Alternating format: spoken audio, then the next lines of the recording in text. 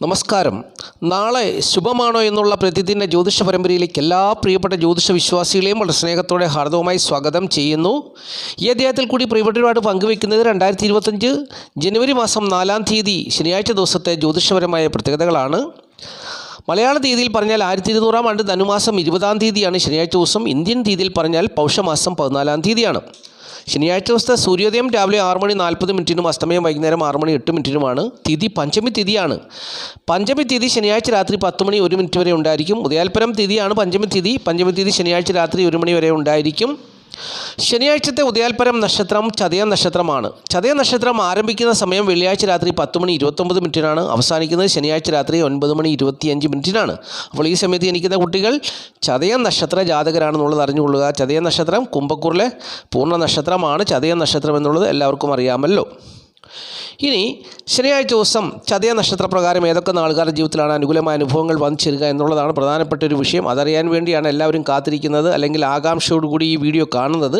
അപ്പോൾ ശനിയാഴ്ച ദിവസം ഏതൊക്കെ നാളുകാർക്കാണ് ചതയ നക്ഷത്രപ്രകാരം അനുകൂലമായ അനുഭവങ്ങൾ ജീവിതത്തിൽ വന്നു ചേരുക എന്നുള്ളതാണ് പറയാൻ പോകുന്നത്. മകയിരം, തിരുവാതിര, ചോതി, വിശാഖം, ഉത്രാടം, മൂലം, അവിട്ടം ഇത്രയും നാളുകാർക്ക് ശനിയാഴ്ച ദിവസം അനുകൂലമായ നല്ല അനുഭവങ്ങൾ അവരുടെ ജീവിതത്തിൽ പ്രതീക്ഷിക്കാവുന്നൊരു ദിവസമാണ്. മകയിരം, തിരുവാതിര, ചോതി, വിശാഖം, ഉത്രാടം, മൂലം, അവിട്ടം എന്നീ നാളുകാർക്ക് നല്ല അനുഭവങ്ങൾ പ്രതീക്ഷിക്കാവുന്ന ഒരു ദിവസമാണ് ശനിയാഴ്ച ദിവസം. ശനിയാഴ്ച ദിവസം ചതയ നക്ഷത്രപ്രകാരം പ്രതികൂലമായ അനുഭവങ്ങൾ വന്നു ചേരുവാൻ സാധ്യതയുള്ള നാളുകാരെ കൂടി പറഞ്ഞു തരാം. പുണർദം, പൂയം, ആയില്യം, തിരുവോണം, പൂരാടം, തൃക്കേട്ട ഇത്രയും നാളുകൾക്ക് പ്രതികൂലമായ അനുഭവങ്ങൾ വന്നു ചേരാൻ ഇടയുള്ള സാധ്യതയുള്ളൊരു ദിവസമാണ്.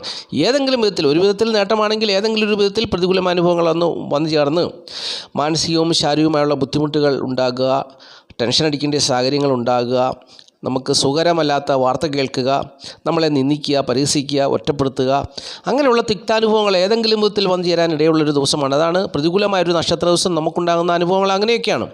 അപ്പോൾ അത് വന്നു ചേരുവാൻ സാധ്യതയുള്ളത് പുണർദം, പൂയം, ആയില്യം, തിരുവോണം, പൂരാടം, തൃക്കേട്ട എന്നീ നാളുകാർക്കാണെന്നുള്ളത് അറിഞ്ഞുകൊള്ളുക. അപ്പോൾ ഈ നാളുകാർക്ക് പ്രതികൂലമായ അനുഭവങ്ങളായിരിക്കും വന്നു ചേരുക എന്നുള്ളത് പ്രിയപ്പെട്ടവർ മനസ്സിലാക്കുക. ബാക്കിയുള്ള നാളുകാരെ സംബന്ധിച്ച് സുഖദുഃഖ സമ്മിശ്രമായ അനുഭവങ്ങളായിരിക്കും വന്നു ചേരുക എന്നുള്ളതും അറിഞ്ഞുകൊള്ളുക.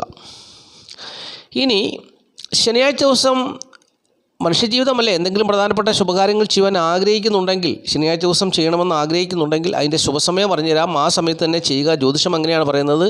ശനിയാഴ്ച ദിവസം, ശനി എന്ന് പറയുന്ന ഗ്രഹത്തിൻ്റെ ദിവസമാണ്. ശനി ഒരു പാപഗ്രഹമാണ്. അപ്പോൾ ശുഭദിവസമല്ല, ശുഭദിനമല്ല. അപ്പോൾ അതുകൊണ്ടൊരു നല്ല സമയം നോക്കി കാര്യങ്ങളൊക്കെ ചെയ്യണം.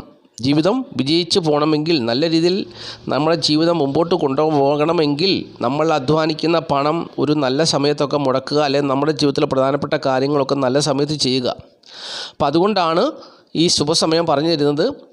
ശനിയാഴ്ച ദിവസം രാവിലെ 8:10 മുതൽ 9:40 വരെയുള്ള സമയം ശുഭസമയമാണ്. പിന്നീട് 11:10 മുതൽ 12:40 വരെയുള്ള സമയം ശുഭസമയമാണ്. പിന്നീട് 2 മണി, ഉച്ച കഴിഞ്ഞ് 2:10 മുതൽ 5:10 വരെയുള്ള സമയവും ശുഭസമയമാണ്.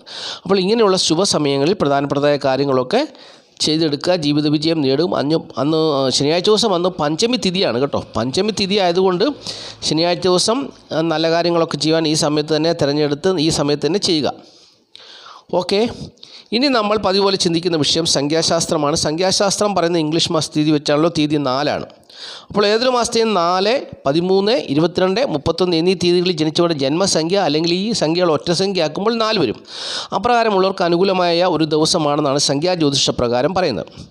അപ്പോൾ അവർക്ക് അവരുടെ ജീവിതത്തിൽ കൂടുതൽ ഉത്തമമായ ഫലങ്ങൾ വന്നു ചേരുവാൻ വേണ്ടിയുള്ള കുറച്ച് കാര്യങ്ങൾ സംഖ്യാ ജ്യോതിഷം പറയുന്നുണ്ട്.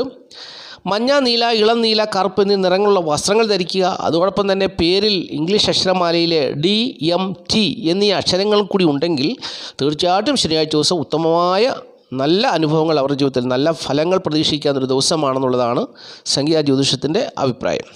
അപ്പോൾ സംഖ്യാ ജ്യോതിഷത്തിൽ വിശ്വസിക്കുന്ന ഇക്കാര്യങ്ങളൊക്കെ ഫോളോ ചെയ്യുക. അതായത് എങ്ങനെയാണ് ചെയ്യേണ്ടത്? ഏതൊരു മാസത്തെയും 4, 13, 22, 31 എന്നീ തീയതികളിൽ ജനിച്ചവർക്കാണ് അനുകൂലം. അവർ മഞ്ഞ, നീല, ഇളനീല, കറുപ്പ് എന്നീ നിറങ്ങളുള്ള വസ്ത്രങ്ങൾ ധരിക്കുക. അതോടൊപ്പം പേരിൽ ഇംഗ്ലീഷ് അക്ഷരമാലയിലെ DMT അക്ഷരങ്ങളുണ്ടെങ്കിൽ തീർച്ചയായിട്ടും അവരുടെ ജീവിതത്തിൽ ഉത്കൃഷ്ടമായ അനുഭവങ്ങൾ, ഫലങ്ങൾ വന്നു ചേരുമെന്നാണ് സംഖ്യാജ്യോതിഷം പറയുന്നത്. അപ്പോൾ ആദ്യമായിട്ട് ഈ ചാനൽ കാണുന്ന പ്രിയപ്പെട്ടവർ ഈ ചാനൽ സബ്സ്ക്രൈബ് ചെയ്യുക, ലൈക്ക്, ഷെയർ ചെയ്യുക, കമൻറ്റ് ചെയ്യുക. തീർച്ചയായിട്ടും എല്ലാ വീഡിയോ കാണുവാൻ ശ്രമിക്കുക. ജ്യോതിഷപരമായിട്ടുള്ള കാര്യങ്ങളാണ് നിത്യവും വീഡിയോയിൽ കൂടി പറയുന്നത്. അപ്പോൾ അത് പ്രിയപ്പെട്ടവർക്ക് വളരെ ചെറിയ രീതിയിലാണ് ഞാൻ ഈ വീഡിയോ ചെയ്യുന്നത്. വളരെ ചുരുക്കം, പെട്ടെന്ന് തന്നെ അത് പ്രിയപ്പെട്ടവർക്ക് ഇത് കേട്ട് പോകാവുന്നതാണ്. ഒത്തിരി വിശദീകരിച്ചൊന്നും പറയുന്നില്ല. പ്രധാനപ്പെട്ട കാര്യങ്ങൾ, ഓരോ ദിവസവും അറിഞ്ഞിരിക്കേണ്ട അത്യാവശ്യ കാര്യങ്ങൾ മാത്രമാണ് പറഞ്ഞു തരുന്നത്. അപ്പോൾ അത് പ്രിയപ്പെട്ടവർ മനസ്സിലാക്കുക. ഓരോ ദിവസവും ഉണ്ടാകുന്ന ജ്യോതിഷപരമായ പ്രത്യേകതകൾ. ഇപ്പോൾ ശനിയാഴ്ച ദിവസത്തെ ജ്യോതിഷപരമായ പ്രത്യേകത എന്താണെന്ന് ചോദിച്ചു കഴിഞ്ഞാൽ, കുംഭൻ രാശിയിൽ ശനി, ശുക്രൻ, ചന്ദ്രൻ എന്നീ 3 ഗ്രഹങ്ങൾ ഒരുമിച്ച് നിൽക്കുന്നൊരു ദിവസമാണ്. അപ്പോൾ അതുകൊണ്ട് പല നാളുകാർക്കും തിക്താനുഭവങ്ങൾ ഉണ്ടാകും. ചില കാര്യങ്ങളിൽ നേട്ടം വന്നാലും പല കാര്യങ്ങളിലും തിക്താനുഭവങ്ങൾ ഉണ്ടാകുന്നൊരു ദിവസമാണ്.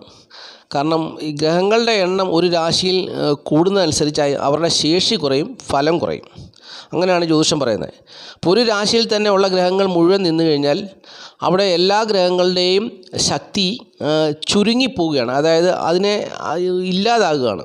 അവർക്ക് സ്വാതന്ത്ര്യമായി പ്രവർത്തിക്കാൻ പറ്റുന്നില്ല എന്നുള്ളതാണ് ജ്യോതിഷഭാഷ്യം. അപ്പോൾ ഇവിടെ മാത്രമല്ല, പരസ്പരം ശത്രുതയുള്ള ഗ്രഹങ്ങളൊക്കെ ഒരുമിച്ച് നിന്ന് കഴിഞ്ഞാൽ എങ്ങനെയാണ് നമ്മൾ ഈ കുട്ടികളൊക്കെ ഒരുമിച്ച് കൂട്ടി നിൽക്കുമ്പോൾ അതിനകത്ത് പരസ്പരം ശത്രുതയുള്ള കുട്ടികളുണ്ട്. അവരങ്ങോട്ടും ഇങ്ങോട്ടും തോണ്ടും, അതുപോലെ തന്നെ അവർ അങ്ങോട്ടും ഇങ്ങോട്ടും ഉപദ്രവിക്കും, അങ്ങോട്ടും ഇങ്ങോട്ടും ഇഷ്ടപ്പെടാഴികയൊക്കെ വരും. അപ്പോൾ എന്ന് പറഞ്ഞ പോലെ ഗ്രഹങ്ങൾ തമ്മിൽ ഒരുമിച്ച് നിന്നാലും അങ്ങനെയൊക്കെയാണ്. അപ്പോൾ ഇഷ്ടപ്പെടാഴികയൊക്കെ വരുമ്പോൾ ശത്രുത ഉണ്ടാകും, മാനസികമായിട്ടുള്ള ബുദ്ധിമുട്ടുണ്ടാകും, പ്രയാസങ്ങളുണ്ടാകും, പ്രതിസന്ധികളുണ്ടാകും. ഇപ്പോൾ ഇവിടെ ചന്ദ്രനും ശനിയും ശുക്രനും ഒരുമിച്ച് നിൽക്കുന്നതുകൊണ്ട് ശനിയും ശുക്രനും ചന്ദ്രനെ ശത്രുവായിട്ട് കാണുകയാണ്. അപ്പോൾ ഈ ശത്രുവായിട്ട് കാണുന്നത് കൊണ്ട് ചന്ദ്രൻ എന്ന് പറയുന്ന ഗ്രഹം മനുഷ്യരുടെ മാനസികവും ശാരീരികവുമായ നിലയെ പ്രതിപാദിക്കുന്ന ഗ്രഹമാണ്. അപ്പോൾ എല്ലാ ജാതകർക്കും, 27 നക്ഷത്ര ജാതകർക്കും മാനസികവും ശാരീരികമായുള്ളൊരു ബുദ്ധിമുട്ടുകൾ അല്ലെങ്കിൽ തിക്താനുഭവങ്ങൾ, പ്രയാസങ്ങൾ, പ്രതികൂലമായൊരു അനുഭവമൊക്കെ ശനിയാഴ്ച ദിവസം വന്നു തരുമെന്നുള്ളതാണ് ജ്യോതിഷം പറയുന്നത്. അപ്പോൾ ഇതാണ് ജ്യോതിഷത്തിൻ്റെ, അതിലെ ജ്യോതിഷപരമായിട്ടുള്ള ശനിയാഴ്ച ദിവസത്തെ പ്രത്യേകത എന്നുള്ളത് മനസ്സിലാക്കുക. പ്രത്യേകിച്ച് രാജയോഗങ്ങളൊന്നും അന്ന് തന്നെ ഇല്ല. അപ്പോൾ ഇതാണ് മനസ്സിലാക്കേണ്ട കാര്യം. ഇനിയും പ്രധാനപ്പെട്ട ഒരു കാര്യം കൂടി പറഞ്ഞ് ഈ അധ്യായം നമുക്ക് അവസാനിപ്പിക്കാം. പ്രധാനപ്പെട്ട കാര്യം എന്ന് പറഞ്ഞാൽ, ചതയ നക്ഷത്രപ്രകാരം ശനിയാഴ്ച ദിവസം ധനം വന്നു ചേരുന്ന നാളുകാരെക്കുറിച്ചാണ്. ചതയ നക്ഷത്രപ്രകാരം ഏതൊക്കെ നാളുകാർക്കാണ് ധനം വന്നു ചേരുവാൻ സാധ്യത എന്നുള്ളത് ഒന്നുകൂടി പറഞ്ഞുതരാം. ചതയം, ഉത്രാടം, കേട്ട, ചോതി, ഉത്രം, ആയില്യം, തിരുവാതിര, കാർത്തിക, രേവതി ഇത്രയും നാളുകാർക്ക് ധനം വന്നു ചേരുവാൻ സാധ്യതയുള്ള ദിവസമാണ് ശനിയാഴ്ച ദിവസം. ശനിയാഴ്ച ദിവസം ചതയ നക്ഷത്രപ്രകാരം ധനം വന്നു ചേരുവാൻ സാധ്യതയുള്ള നാളുകാർ ചതയം, ഉത്രാടം, കേട്ട, ചോതി, ഉത്രം, ആയില്യം, തിരുവാതിര, കാർത്തിക, രേവതി ഇത്രയും നാളുകാർക്ക് ധനം വന്നു ചേരുവാൻ സാധ്യതയുണ്ട് എന്നുള്ളത് കാര്യം മനസ്സിലാക്കുക. ഒരു രൂപ പോലും കയ്യിലില്ലെങ്കിൽ ആരോട് ചോദിച്ചാലും കടം കിട്ടും, കടം തിരിച്ചു കൊടുക്കുവാനും കഴിയും. അതാണ് അതിൻ്റെ പ്രത്യേകത. അപ്പോൾ ഇത്രയും കാര്യങ്ങളാണ് ഈ അധ്യായത്തിൽ കൂടി പ്രിയപ്പെട്ടവരുമായിട്ട് പങ്കുവച്ചത്.